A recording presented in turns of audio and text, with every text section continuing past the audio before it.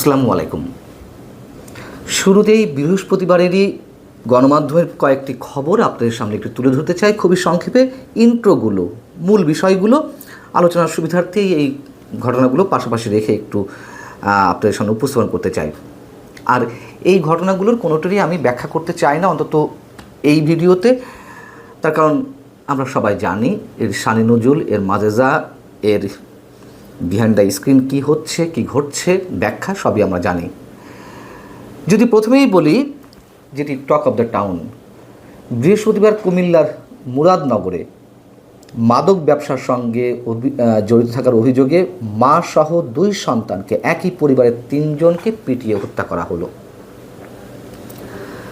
লালমনিরহাটের পাটগ্রাম থানায় যে শত শত মানুষের হামলা হলো, যদিও ঘটনাটি বুধবার রাতের, এটি বৃহস্পতিবার বিভিন্ন গণমাধ্যমে এসেছে।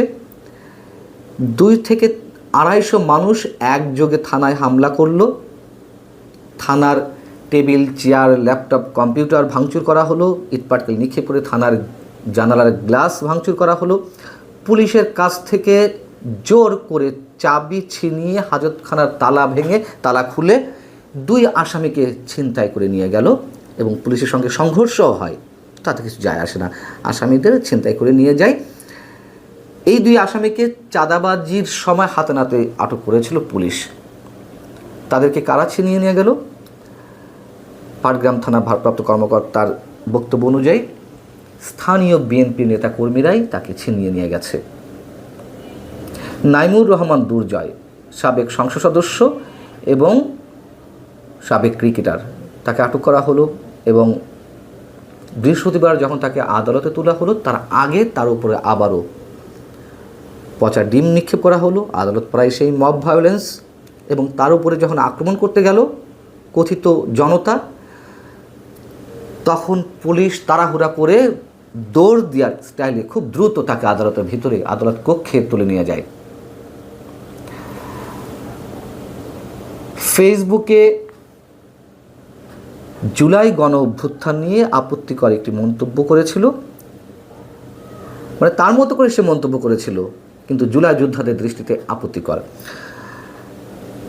আপত্তিকর মন্তব্য করার কারণে গাজীপুরের টঙ্গীতে তামিরুল মিল্লাত কামিল মাদ্রাসার এক ছাত্রকে ধরে চুল কেটে পুলিশে সোপর্দ করা হয়।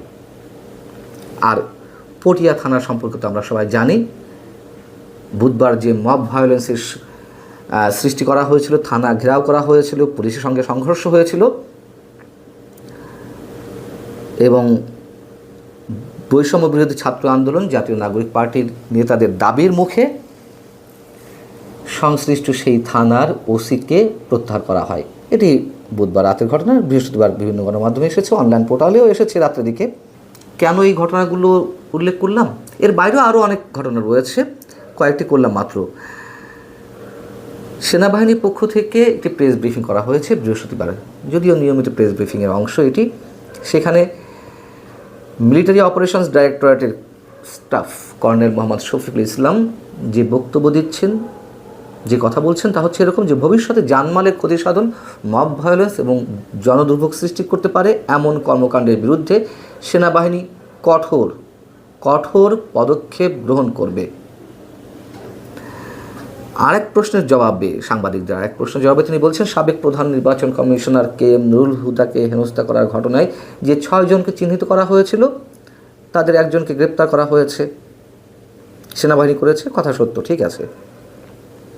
কিন্তু এই যে সেনাবাহিনীর পক্ষ থেকে স্পষ্টভাবে উচ্চারণ করা হলো যে ভবিষ্যতে কঠোর অবস্থান গ্রহণ করবে সেনাবাহিনী মব ভায়োলেন্সের বিরুদ্ধে, এই কথাগুলোর গুরুত্ব কি এখন আর সাধারণ মানুষের কাছে তেমন একটা আছে? অপ্রিয় হলেও বাস্তবতা নেই। মানুষ সেনাবাহিনীর থেকেও মুখ ফিরিয়ে নিচ্ছে। মানুষ বিভিন্ন জায়গা থেকে, রাজনীতিবিদ থেকে শুরু করে বর্তমান সরকার, পুলিশ, অন্যান্য ইনস্টিটিউশন, সব জায়গা থেকে তারা ত্যক্ত বিরক্ত হয়ে একমাত্র সেনাবাহিনীর উপরে আস্থাটা অটুট রাখতে চেয়েছিল, কিন্তু তাদের সেই বিশ্বাসে চির ধরেছে, মানুষ মুখ ফিরিয়ে নিতে শুরু করেছে। আমরা তো পুলিশের অসহায়ত্ব দেখেছি এনসিপি বৈষম্য বিরোধী ছাত্র আন্দোলনের নেতারা যা চাইবে তাই হবে। এদেশে অন্য কিছু আর আপাতত ঘটবে না। বাংলাদেশকে তাদের কাছে ইজারা দেওয়া হয়েছে ডক্টর ইউনূস সরকারের পক্ষ থেকেই। এবং আরও একটি ঘটনা যেটি এর মধ্যে বলেছি যে পটিয়া থানার ওসিকে প্রত্যাহার করা হয়েছে তাদের দাবির মুখে। তো দেশের সব প্রতিষ্ঠান ধ্বংস হয়ে গেছে, সব প্রতিষ্ঠান। একমাত্র সেনাবাহিনী বুক উঁচিয়েছিল। যদিও আওয়ামী লীগের সময় হাতে গোনা কয়েকজন কর্মকর্তার কারণে সেনাবাহিনীর ভাবমূর্তি যথেষ্টভাবে ক্ষুণ্ণ হয়, একথাও সত্য। তারপরেও সেনাবাহিনী আলাদা স্বতন্ত্র একটা ইনস্টিটিউশন হিসেবে বুক উঁচিয়ে দাঁড়িয়েছিল বা এখনও আছে। আমি মনে করি এখনও আছে হয়তো অবশিষ্ট। কিন্তু আমার যেটি আবেদন, আর এই ধরনের কোনো বক্তব্যের দরকার নেই। মব ভায়োলেন্সের বিরুদ্ধে জিরো টলারেন্স, মব ভায়োলেন্সের বিরুদ্ধে কঠোর অবস্থান নেওয়া হবে, এইসব কথাবার্তা মানুষের কাছে ধীরে ধীরে হাস্যকর বা বিরক্তিকর কথাবার্তায় পরিণত হচ্ছে। মানুষের একটাই প্রশ্ন, নির্বাচন বা অন্যান্য সব কিছু বাদ দিয়ে সেনাবাহিনীর দুর্বলতা কোথায়? সেই যে বুলডোজার কাহিনী শুরু হলো, তারও আগে থেকে আদালত পাড়ায় যেই মব ভায়োলেন্সের সৃষ্টি করলো বৈষম্য ছাত্র আন্দোলনে তারা, তারপরে বুলডোজার দিয়ে বঙ্গবন্ধুর বাড়ি গুড়িয়ে দেওয়া হলো। সারা দেশের বিভিন্ন জেলায় এরকম অসংখ্য ঘটনা ঘটতে থাকলো। এখনও যা ঘটছে, একটা বিরুদ্ধেও সেনাবাহিনী কোনো ধরনের কোনো দৃষ্টান্ত স্থাপন করতে পারেনি। কেন পারেনি? যদি বিশেষ কোনো দুর্বলতা থেকে থাকে, সেনাবাহিনীর প্রয়োজন নেই ম্যাজিস্ট্রেসি ক্ষমতা নিয়ে মাঠে অবস্থান করার। আমরা আসলেই বিনয়ের সঙ্গে বলতে চাই, যেহেতু সেনাবাহিনী শুধুমাত্র সেনা সদস্যদের ইনস্টিটিউশন নয়, এটা সারা বাংলাদেশে 18 কোটি মানুষের একটি গর্বের জায়গা। আমার মনে হয় যেটি সেনাবাহিনী এখন করা উচিত, নিজেদের মান সম্মান নিজেদের টিকিয়ে রাখা উচিত। যদি দুর্বলতা থাকে তাহলে সেটা তো অ্যাভয়েড করতে পারছে না। অতএব সেনা সদস্যদের মাঠ থেকে তুলে নিয়ে ব্যারাকে ফিরিয়ে নিয়ে যাওয়া উচিত। এর বিকল্প আর নেই, আসলেই নেই।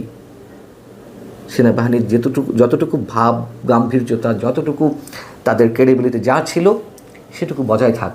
আমরা এটুকুই চাই। এমনিতে যা হওয়ার হচ্ছে, অতএব সেনাবাহিনী থেকেও যা, না থেকেও থাক। খামাখা তাদেরকে নিজেদেরকে ছোট করে তো আর লাভ নেই।